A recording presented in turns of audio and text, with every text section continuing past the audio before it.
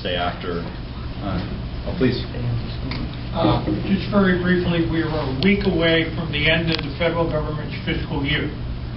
So in about 2 weeks or in about 10 days, you're going to start to hear a lot about the fact that the government is now $13.5 trillion in debt, that it borrowed this year $1.6 trillion. What you will not hear is that of that $1.6 trillion that the federal government has borrowed, more than $400 billion of it is simply to pay the interest on the old debt. $400 billion that the federal government has borrowed this year has bought us nothing. Now, the question is, going forward, the bigger overall umbrella question as I see it is this: what is any of these candidates, whether it's the 15th district or it's the next district or even at the state level, what are these people going to do to put an end to this stuff that's in the process of bankrupting the nation? And unless they have good, strong answers for that, and raising the Social Security age by another 2 years doesn't count as an answer, what are they going to do? What are they going to get rid of? Are they going to bring the troops home and put an end to $1 trillion a year? Are they going to slice departments and hold departments, not just cut by 2 or 3%? What are they prepared to do to put an end to the borrowing? Oh yeah, I mean, we need very steep cuts on really. I think the area where it's easiest to cut the money is honestly on the military, when you look at the size and the impact and all these wars that we have going on.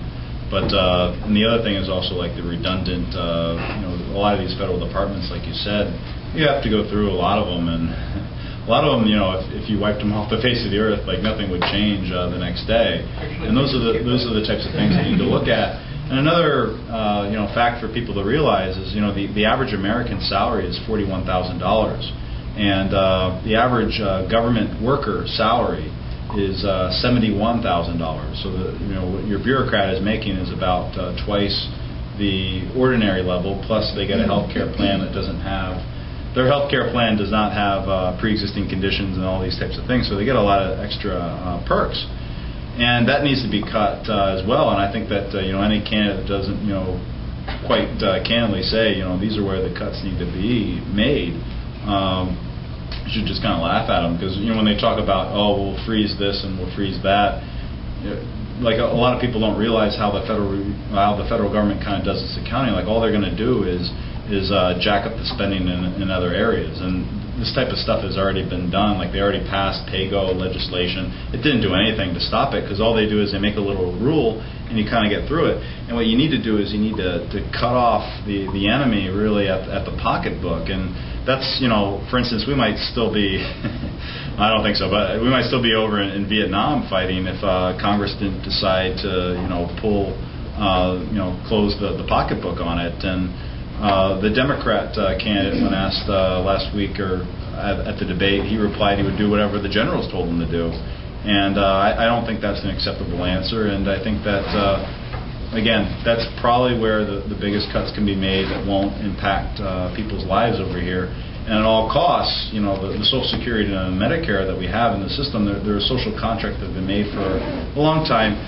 They are unsustainable in the long term, but I think that what I've said is I'll pretty much be cutting just about everything else in order to keep those programs afloat, because you have to realize it's an interesting topic. I'll probably go on for 30 minutes on it, but at the end of the day you have like a generational conflict, because the younger folks that are working, they're never going to see the money, and then you have the older folks that have put in all this money in the past, and the government has already spent it. Like Social Security is a Ponzi scheme. The money's gone.